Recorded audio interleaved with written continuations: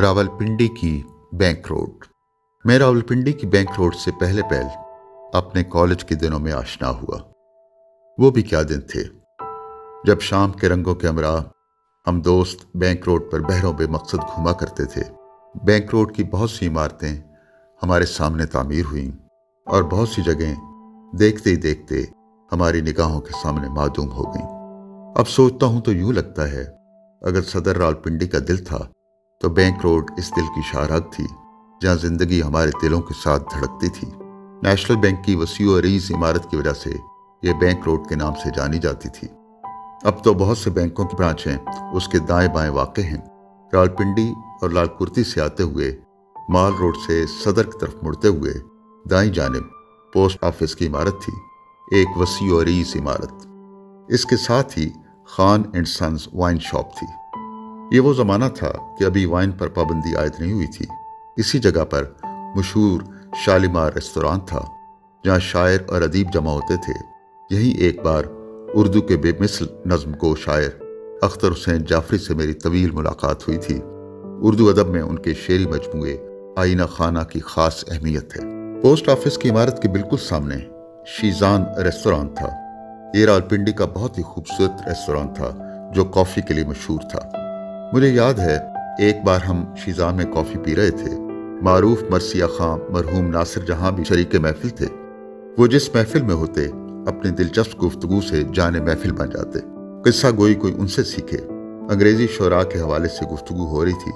جب meta physical شاعر done کا ذکر آیا تو کہنے لگے بھئی ہم ڈن کو ڈنی پڑھا کرتے تھے، پھر خود ہی کہکا لگایا اور کہنے لگے یہی فرق ہوتا ہے پرائیویٹ اور ریگولر اسٹوڈنٹ میں۔ اب نہ وہ شیزان کا شجر رہا اور نہ اس شجر پر بیٹھنے والے پرندے۔ شیزان سے آگے جائیں تو دائیں طرف امریکن سینٹر کے وسیع و عریض عمارت تھی جہاں گرمیوں کی دوپہروں میں ایئر کنڈیشن ماحول میں کتابیں پڑھنے کی سہولت موجود تھی۔ امریکن سینٹر کے بالکل سامنے لنڈن بک کمپنی تھی۔ اب نہ شالیمار ریستوران رہا، نہ شیزان کیفے، نہ امریکن سینٹر اور نہ ہی لنڈن بک کمپنی۔ شیزان سے ذرا آگے آئیں تو بائیں طرف ایک نیا ریستوران بن رہا تھا جس کا نام برلاس تھا۔ اس کی تکمیل پر یہ ہمارا مستقل ٹھکانہ بن گیا۔ سیڑھیاں چڑھ کر اوپر والی منزل پر جائیں تو گلاس وال سے باہر کا منظر، چلتے پھرتے لوگ، سڑکوں پر بھاگتی آتی جاتی گاڑیاں، سب کچھ صاف نظر آتا تھا۔ یہیں پہ اردو کے صاحب طرز شاعر نثار ناسک نے ایک محفل میں اپنا خوبصورت شعر سنایا تھا۔ میں سازشوں میں گھرا ایک یتیم شہزادہ، یہیں کہیں کوئی خنجر میری تلاش میں ہے۔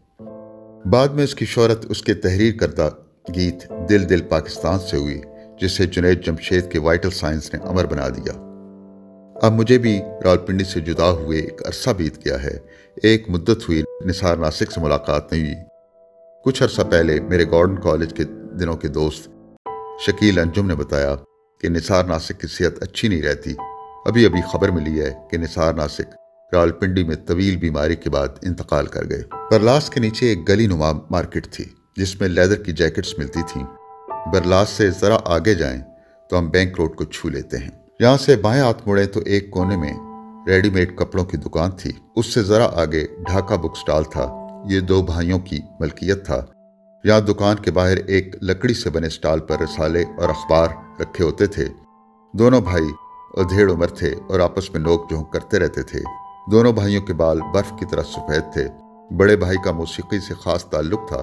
کبھی کبھی وہ مجھے موسیقی پر لیکچر دیتے۔ اب نہ وہ ڈھاکہ بک سٹال رہا اور نہ ہی وہ دو بھائی۔ ڈھاکہ بک سٹال کے برابر میں راولپنڈی میں سموسوں کی قدیم جگہ کریم ہوٹل تھا۔ اس کے سموسوں کی خاص بات اس کی شیپ تھی اور حیرت انگیز طور پر یہ ڈرائی ہوتے۔ سموسوں کے مرا گاڑھی براؤن رنگ کی چٹنی اور لسی نما رائتا ہوتا تھا۔ میں نے کئی بار دوستوں کے مرا نیم تاریک کمرے میں ٹوٹی ہوئی کرسیوں پر بیٹھ کر یہاں کے سموسے کھائے تھے۔ سنا ہے اب بھی کریم ہوٹل اپنی جگہ قائم ہے مگر سموسوں کی شکل بدل گئی ہے۔ کریم ہوٹل کے پہلو میں ایک تنگ سی گلی تھی جہاں سے نکل کر ہم داتا ریستوران پہنچ جاتے۔ یہ ریستوران ابھی نیا نیا بنا تھا اور بہت جلد شاعروں اور ادیبوں کا اڈا بن گیا تھا۔ مجھے یاد ہے ایک بار گرمیوں کی چلچلاتی دوپہر میں معروف شاعر اور کالم نگار اجمل نیازی سے سر راہ ملاقات ہو گئی۔ نیازی صاحب کسی زمانے میں گارڈن کالج میں اردو پڑھاتے تھے۔ ہم چائے پینے کے لیے داتا ریستوران میں آ بیٹھے۔ یہیں चाय पीते हुए उन्होंने अपना शेर सुनाया। क्या खूबसूरत शेर था। मंजिलों पर भी पहुंचकर वो अभी तक मंजिलों जैसा नहीं, उसकी आंखों में नहीं है रास्तों के मंजरों की हैरतें। अब हम वापस बैंक रोड पर आ जाते हैं। क्रीम होटल से आगे जाएं तो बाएं तरफ नेशनल बैंक की इमारत थी और उससे मुत्तसिल सिरोज सिनेमा। सिरोज सिनेमा इंग्लिश फिल्मों के लिए जाना जाता था। यहाँ मैंने दोस्तों के हमरा कई यादगार फिल्में देखी। उन्हीं में एक फिल्म समर ऑफ 42 थी जो हरमन राशर के नावल पर बनी थी। इस कहानी का तासुर मेरे दिलो दिमाग में अभी तक ताज़ा है। सिनेमा के बिल्कुल सामने चाट और दही बल्लों की रेहड़ी होती थी। सिरोज सिनेमा के बिल्कुल सामने एक रेस्तोरां था जिसका नाम वोगीज था। सिरोज सिनेमा के साथ सड़क के उस पार ओडियन सिनेमा था। वहाँ भी अंग्रेजी फिल्में दिखाई जाती थी। यहीं पर मैंने अंग्रेजी की हॉरर फिल्म द एग्जॉर्सिस्ट देखी थी। बहुत सालों बाद जब मुझे अमेरिका की जॉर्ज टाउन यूनिवर्सिटी जाने का इत्तफाक हुआ तो वहाँ वो जगह देखी जहाँ इस फिल्म की शूटिंग हुई थी। ओडियन सिनेमा के मोहल्ले वकू में ब्रिटिश काउंसिल लाइब्रेरी थी। एमए इंग्लिश के दौरान मैं अक्सर यहाँ आता था। उन दिनों लाइब्रेरी के करीब ही लैंसडाउन लाइब्रेरी थी जहाँ आते जाते मारूफ अदीब अजीज मलिक साहब से मुलाकात हो जाया करती। नेशनल बैंक के सामने सड़क के पार निज़ाम वॉच हाउस घड़ियों की मशहूर दुकान थी। बैंक रोड पर जरा आगे जाएं तो किताबों की दुकान वैरायटी बुक स्टॉल थी। वैरायटी बुक स्टॉल के बिल्कुल सामने हमारे देखते देखते गखड़ प्लाजा बन गया। बैंक रोड के आखिरी सिरे पर मेट्रोपॉलिटन होटल था। अब हम बैंक रोड पर वापस मरकजी चौक पर आ जाते हैं और चौक के दूसरी तरफ बैंक रोड पर चलते हैं। बिल्कुल कोने में हमारे सामने ही एक नई बेकरी खुली थी जिसका नाम यूनिक बेकरी था। यूनिक बेकरी के साथ ही कैसेटों की दुकान थी जहाँ से अक्सर नए और पुराने गीतों के कैसेट्स दस्तयाब होते थे। ज़रा और आगे बढ़ें तो कामरान होटल था। ये भी बैठने की अच्छी जगह थी और उससे आगे सुपर कैफ़े था जिसका मालिक फारुल बाल था और लड़के बाले फ़ोन करके उसे तंग करते थे। सुपर कैफ़े और चीज़ों के अलावा अपनी टूटी फ्रूटी आइसक्रीम के लिए मशहूर था। उसके सामने इदरीस बुक कंपनी हमारे सामने शुरू हुई।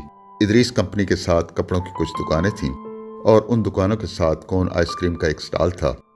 ईद का चांद देखकर हम बैंक रोड का रुख करते। चांद रात को तो बैंक रोड पर खूब भीड़ होती।